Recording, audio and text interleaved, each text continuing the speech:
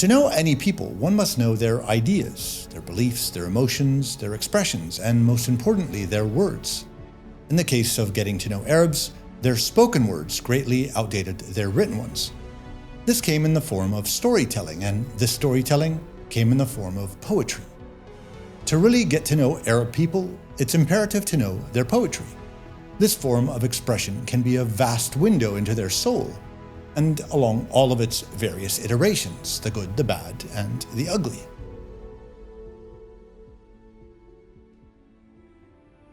Poetry is a tough nut to crack. If you don't speak the language of origin, you're left to deal with the capacities and potential shortcomings of the translator, whether they recognize or understand the cultural subtleties of what they're migrating from one language and mindset onto another. As much as this is true for many languages around the world, it's even more so applicable for Arabic poetry, as it is an art that is truly unlocked when emanating linguistically and not read and internalized from a page on a book. In my attempt to present modern Arabic poetry to an audience that might not be so well versed in the Arabic language, it's critical to apply first a filter of who is actually translated. Simple, yet a great challenge. Arab poetry is extremely misrepresented in translation. The second, and an even more necessary filter applied, is concerning who is well translated. So the selection of artists who represent modern Arab poetry in this video are those whose works are accessible, especially to non-Arabic speakers. For Arabs, the start of the 20th century saw many revolutions of intellect, expression, and the more conventional versions, revolutions of power.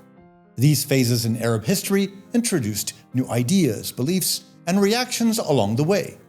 And I have split this modern history into three main parts, and in turn have provided two poets who observed, analyzed, recorded, and thereby represented each phase within such a history through their reflections and expressions of this time. The first period, from 1900 to 1948, is the period of Arab awakening, awareness of national identity and the creation of states.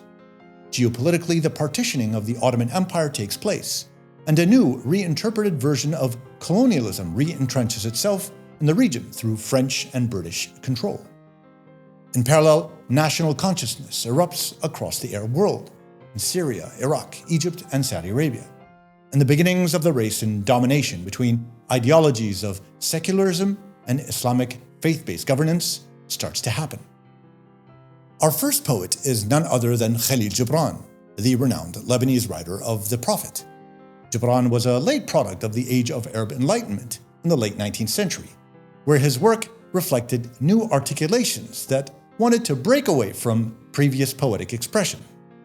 أعطني الناي وغني فالغنى يرعى العقول وأنين الناي أبقى من مجيد وذليل وما الحياة سوى نوم تراوده أحلام من بمراد النفس يأتمر والسر في النفس حزن النفس يستره فإن تولى فبالأفراح يستتر.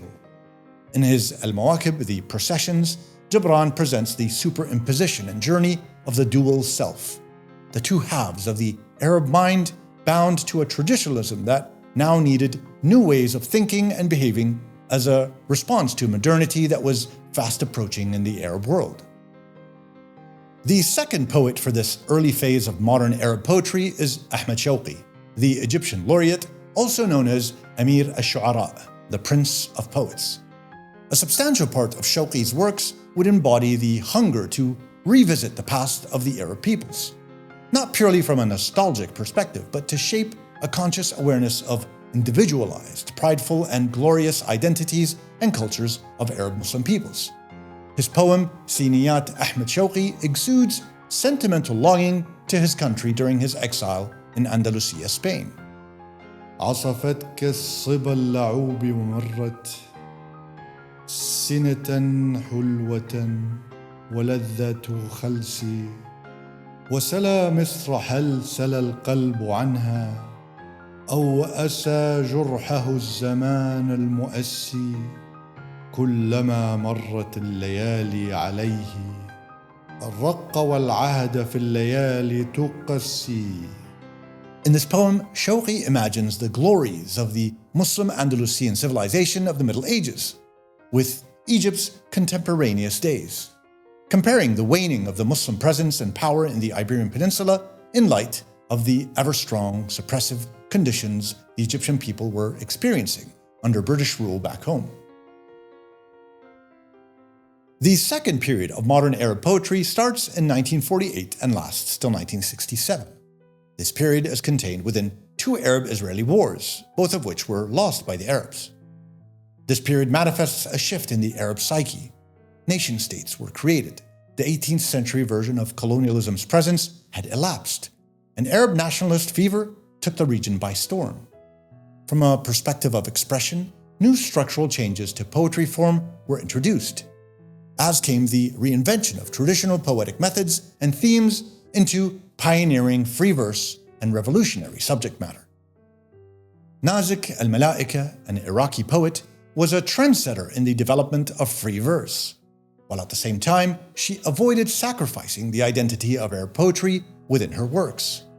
Nazik would entertain modern Western poetic structure to her expressions, yet retain with such invention the framework and themes of Arab tradition, such as in her pseudo-elegies. In addition, Nazik's works intertwine her personal life with larger political ideologies. Topics such as the treatment of women in the Arab world and motherhood were key in her expressions. الليل يسأل من أنا سره القلق العميق الأسود، أنا صمته المتمرد، قنعت كنهي بالسكون ولففت قلبي بالظنون، وبقيت ساهمة هنا أرنو وتسألني القرون أنا من أكون. Nazik, as a poet and person, reflected the state of the Arab world at the time, as a center of contradiction. East meets West, a yearning for social and societal reform held in check by tradition and rising conservatism. Contradictions that were also present in both the successes and failures of the struggling rise of nations across the Arab world. The second poet during the middle phase of modern Arab poetry is Ahmed Isber, known by his pen name Adonis. Adonis, too, confronted the aging methods and structures of reeling poetry. He would rid his own works of the standard traditional meters, symmetry, and rhyme that had dominated Arab poetry up until the 1950s. His revolutionary breaking of barriers would include the reinterpretation of old regional stories that were now to be told with a new spirit and method of expression.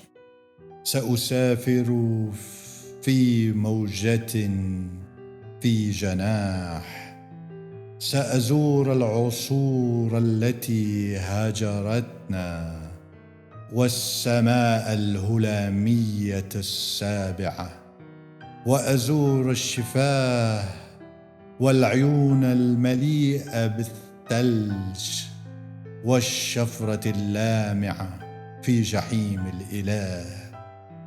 In his songs of Mihyar the Damascene, Adonis would retell the story of Mihyar ad-Daylami, an 11th century Persian poet, yet superimposed his presence within the confines of the contemporary capital Damascus. In this work, Adonis draws on the reinterpretation of deep tradition and history of Arab poetry, but releases it through the dexterity of his expression through the use of rich semantic range and the multiple meanings single words can have. Not only is Songs of Mihyar an emancipation from the old-school traditions of regulated verse, but also brought about the introduction of new themes into Arab stories of antiquity. The third and final phase of modern Arab poetry begins in the post-Six-Day War era till the end of the 20th century. It's a period where Arab dreams collapsed, when Arab nationalism eroded at the humiliating loss of more Palestinian land, including the capital city, Jerusalem. This period became one of counterculture, of criticism of the ruling parties and leaders across the Middle East, as an act of resistance.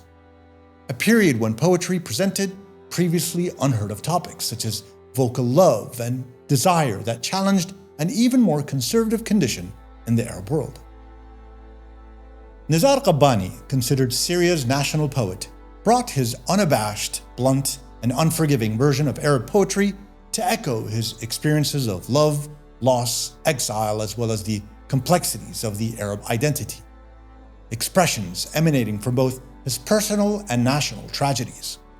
Qabbani's use of nostalgia in exploring his themes of nationalism, Arab unity, and social justice are countered by his emotional and unflinching nakedness when speaking of love and women. وعدتك أن لا أحبك ثم أمام القرار الكبير جبنت وعدتك أن لا أعود وعدت وأن لا أموت اشتياقا ومت وعدت مرارا وقررت أن أستقيل مرارا ولا أتذكر إني استقلت. Now, one amazing thing about Qabbani is that as time elapses away from his passing, the appreciation of the Arab poetry world seems to have caught up to his visionary works. His praise of women and their existence as symbols of gentleness, sweetness, and femininity speaks of his views that a woman's world was to be put on a pedestal. Now imagine such a success as Qabbani's within a public sphere rife with burgeoning fundamentalism and reactionary ideologies. Our final poet within the last phase of the age of modern Arab poetry is Mahmoud Darwish, a Palestinian poet. In his body of work, the Palestinian crisis often makes an appearance. But in Darwish's case, he brings a humanistic angle to the Palestinian suffering, often characterized by loss, exile, and identity. But somewhere deep, one can also sense hope. And it's this dialogue between struggle and hope that one can sense Darwish's underlying belief in universal human values. من المنام يخرج منام آخر. هل أنت في خير؟ يعني هل أنت حي؟ كيف عرفت أنني كنت أضع الآن رأسي على ركبتيك وأنام؟ لأنك أيقظتني حين تحركت في بطني. أدركت أني تابوتك. هل أنت حي؟ Through his poetic artistry and imagination, the readers of Darwish's works are often transported into dreamlike environments where the reality on the ground, the ugliness of violence, a city under siege, cannot touch them. A transformation that takes place through the beautiful play of words and fluid navigation, initially numbing you, but then moments later, beyond the shock of what's revealed, is then controllably felt. Poetry along the Arab world within the 20th century represented a wide range of themes and challenges. Many of them are still applicable today.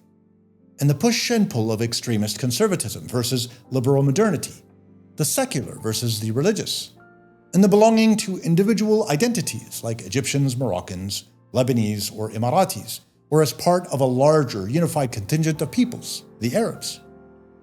And still dealing with colonial and imperial interference from nations who claim to be protectors of peace and freedom. Yes, the Arab identity still suffers from these trials and tribulations. Time hasn't resolved them. But Arabs are finally figuring out that what makes them Arab and what makes them unique is now more important than ever. More important than changing for change's sake. More important than bowing down to what's claimed to be progress by foreigners. Arabs must progress for sure, but they have to figure it out in their own way, and in what version that ultimately looks like.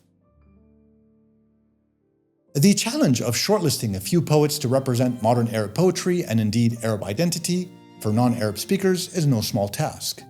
What is apparent is that Arab poetry either doesn't translate well because of its complexity and nuances that don't necessarily migrate. That would seem to me to be the lazier of answers, as there are many globally renowned, non-English, widely translated Western poets who share as complicated a language as Arabic, say like Alexander Pushkin or Rainer Maria Rilke.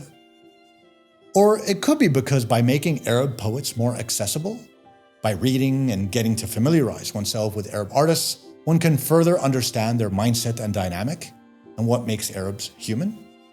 And oh, wouldn't that be swell? To finally come to terms with the fact that Arabs do indeed fear, cry, hate, laugh, love, dream, and hope, as do any other human beings?